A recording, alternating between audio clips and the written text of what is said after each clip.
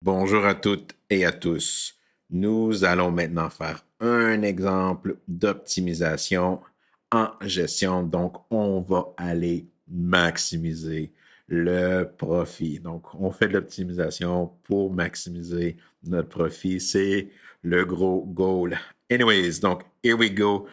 Nous analysons la fonction profit d'un produit lorsque nous vendons Q article.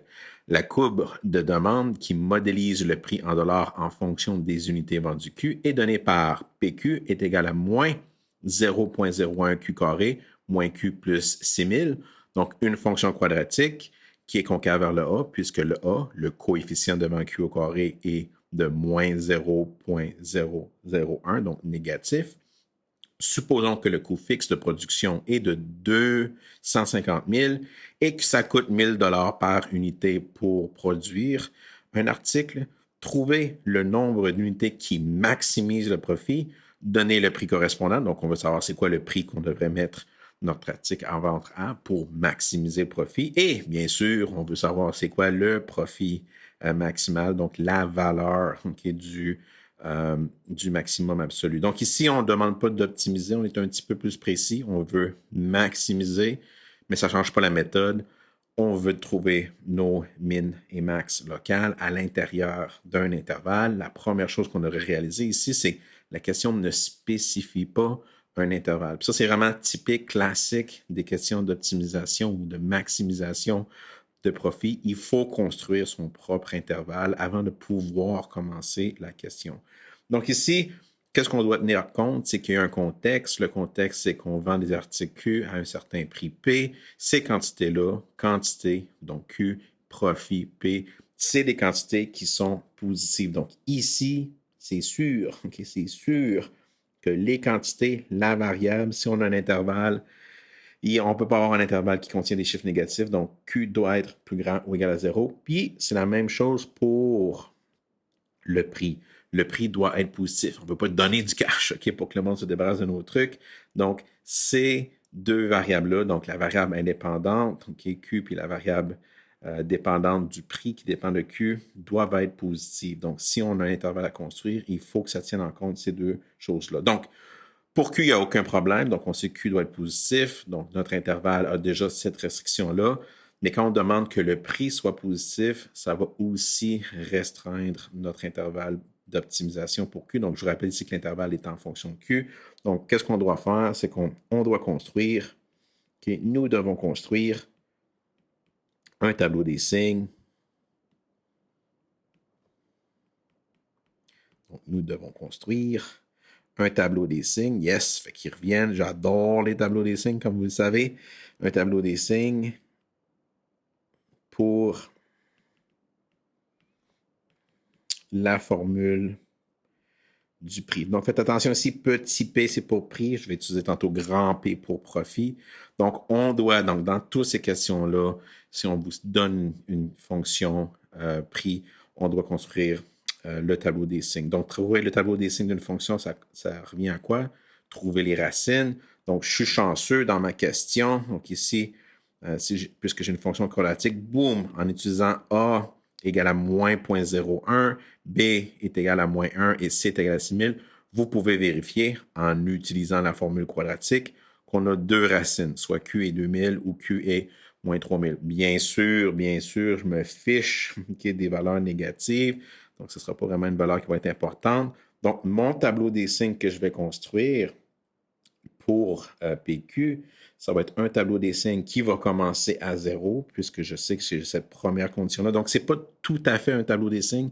C'est un tableau des signes qui commence à zéro, puisque je sais que j'ai ma première condition pour Q. Donc, j'ai que mon tableau des signes, mon Q qui va commencer à zéro. Ma première racine qui est intéressante, c'est 2000. Donc, je vais m'intéresser au signe entre 0 et 2000 ou avant 2000 et après 2000, donc 2000 à l'infini. Donc, je sais qu'à 2000, c'est 0. Si je remplace 0 dans ma formule de prix, on voit que ça va donner plus 6000, donc c'est positif à ma 0. Puis si vous choisissez n'importe quelle valeur de Q plus grand que 2000, bien sûr, si vous connaissez déjà la shape, On a une formule quadratique. Après la racine, ça va être négatif. Ça va être négatif, mais si vous ne faites pas confiance, okay, si vous prenez n'importe quel Q plus grand que 2000 et que vous évaluez petit p à cette valeur-là, vous pouvez vérifier que c'est négatif. Donc, ça veut dire quoi? Donc, ça, c'est important. Grâce à ce tableau des signes-là, on peut maintenant conclure que notre variable Q, où ce qu'on va vouloir optimiser le profit, va vivre dans l'intervalle de 0 à 2000. Donc, dans cet intervalle-là, bien sûr, les Q sont positifs et en même temps, les prix sont positifs. Donc, c'est ça mon intervalle d'optimisation. Donc, je vous rappelle, une question pure d'optimisation, c'est toujours donné par une fonction et son intervalle. Donc, ici, un petit peu plus de travail, il faut trouver son propre intervalle. Donc, maintenant qu'on a notre intervalle d'optimisation, on va créer la fonction à optimiser. Ça va faire appel à des trucs qu'on doit bien connaître maintenant. Donc, on veut modéliser, on veut modéliser le profit à optimiser, à maximiser. Donc, c'est comme avant, on veut construire la fonction profit. Donc, maintenant, la fonction à optimiser, à maximiser, c'est le profit. Puis le profit, c'est toujours donc un grand P ici. Donc, juste faire attention entre le gros P pour profit puis le petit P pour prix. Donc, le profit, c'est donné par le revenu que je vais utiliser comme R moins le coût. Donc, on doit modéliser les deux fonctions, revenu et coût. Moi, j'aime commencer par le coût, parce que je trouve que c'est typiquement la fonction la plus facile à modéliser. Donc, le coût, c'est toujours le prix fixe. Donc, dans ce cas-ci, 250 000 plus, pour chaque unité produite, ça coûte 1 000 donc plus 1000 fois Q. Donc, voilà ma fonction Q. Coût. Donc, bon, je pensais au Q. Donc, ici, le revenu. Donc, le revenu, c'est toujours prix fois quantité, le prix qui est donné dans la formule, dans la question, dans l'énoncé de la question, donc moins 0,01 Q carré moins Q plus 6000 fois Q. Donc, la seule chose qu'on a besoin de faire, c'est de distribuer le Q. Donc, je vais avoir moins 0,001 Q carré fois Q qui va donner Q cube, moins Q fois Q qui va donner Q carré, plus 6000 fois Q, qui est 6000 Q. Donc, je mets ces deux fonctions-là ensemble. Donc, ça veut dire que ma fonction profit, mon grand P ici, c'est moins 0,01 Q cube moins Q carré plus 6000 Q. Mettez des parenthèses juste pour faire attention.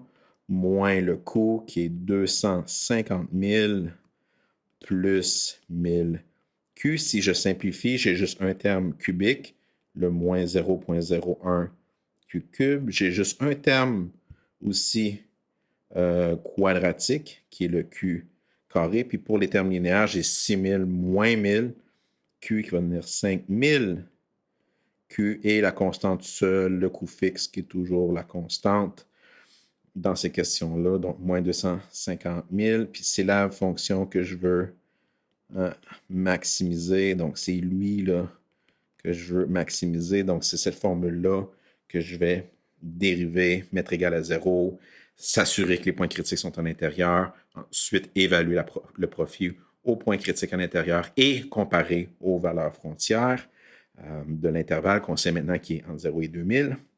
Donc, here we go. On se met à dériver. Donc, une fois qu'on a P de construit, qu'on veut maximiser, on dérive. Donc, pour P', donc la dérivée de ma fonction, donc la dérivée de Q cube, c'est 3Q carré. Donc, le 3 multiplie le coefficient qui va donner moins 0,003 Q carré.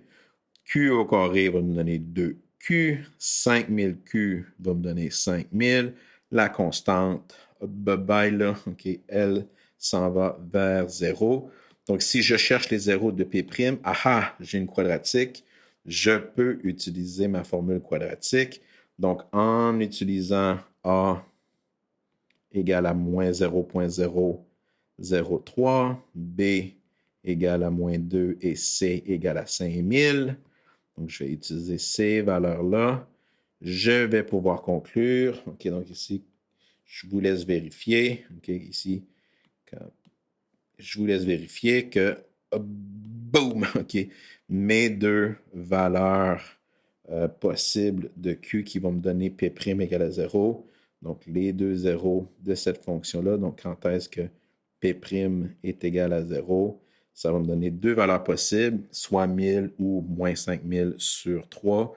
Bien sûr, il y a juste une valeur qui est dans l'intervalle 0, 2000, qui est Q égale à 1000, puis la valeur négative, ben, on s'en fout. Donc, mon intervalle d'optimisation, je vous rappelle qu'on cherche à maximiser. Donc, je suis entre 0 et 2000, puis je viens de trouver un point critique à 1000. La seule chose qui me reste à faire maintenant, c'est d'évaluer ma fonction profit au point critique 1000, qui est à l'intérieur de mon intervalle, et comparer ces valeurs avec le début de l'intervalle, donc à 0, et à la fin de l'intervalle à 2000. Puis on cherche maintenant la plus grosse valeur pour maximiser mon profit. Donc, allons-y, construisons notre tableau. Donc, boum! Donc, j'ai un petit tableau ici où ce que je vais évaluer mon profit à 0, où ce que j'ai évalué mon profit à 0, à 2000, qui sont les points frontières de mon intervalle d'optimisation, et à 1000, le seul point critique qui est à l'intérieur entre 0 et 2000. Lorsque j'évalue la fonction profit, donc je vous invite à, bien sûr, calculer ces choses-là, vérifier ces choses-là. À 0, le profit va être moins 250 000. À 1000, il va être 2 750 000. Et à 2000, il va être moins 2 250 000. Donc, bien sûr, je cherche la plus grosse valeur. La plus grosse valeur est donnée lorsque Q est égal à 1000. Donc, le maximum global, le maximum absolu, pouf, va être atteint lorsque Q est égal à 1000. Puisqu'on demande plus d'informations que simplement trouver la valeur de Q, on vous demande aussi de trouver le profit maximal, qui est simplement la valeur de la sortie. Donc ici, on prend simplement le 2 750 000. C'est le profit maximal qui vient pour gratis, mais pour gratis, c'est peut-être pas le bon mot, mais on l'a déjà, on a besoin de le recalculer. La seule chose qu'on a besoin de recalculer ou de calculer à nouveau, excusez, c'est quel va être le prix de vente. Je vous rappelle que dans cette question, on vous donne la fonction du prix de vente en fonction Q. Donc, c'est quoi le prix que j'ai besoin pour maximiser mon profit? Donc, simplement en évaluant la fonction prix lorsque Q est égal à 1000, vous allez avoir votre prix qui va maximiser. Donc, pouf! Donc, le prix qui va maximiser notre revenu va être de 4000, puis le 4000, la meilleure que je l'ai trouvé, c'est simplement en évaluant la fonction prix. Donc, ne pas mélanger profit et prix ici. Donc, dans la formule qui est donnée au début, vous remplacez Q par 1000 et vous allez obtenir votre prix qui va maximiser votre profit. Donc, belle question complète d'optimisation ou de maximisation de profit d'un article produit et ça révise bien sûr des trucs qu'on a déjà utilisés dans auparavant. Donc, c'est une belle question. Puis bien sûr, là, maintenant, on utilise les dérivés pour maximiser. Autrefois, nos profits étaient des fonctions quadratiques. On utilisait simplement le sommet de la fonction quadratique. Maintenant, on a un outil, la dérivée, qui nous permet de trouver ces sommets-là, entre guillemets, pour n'importe quelle fonction. Tu dérives, tu mets égal à 0. Donc, anyways, pour cette section-ci, sur l'optimisation et en particulier sur la maximisation de profit, that's it, that's all. Bye-bye, là.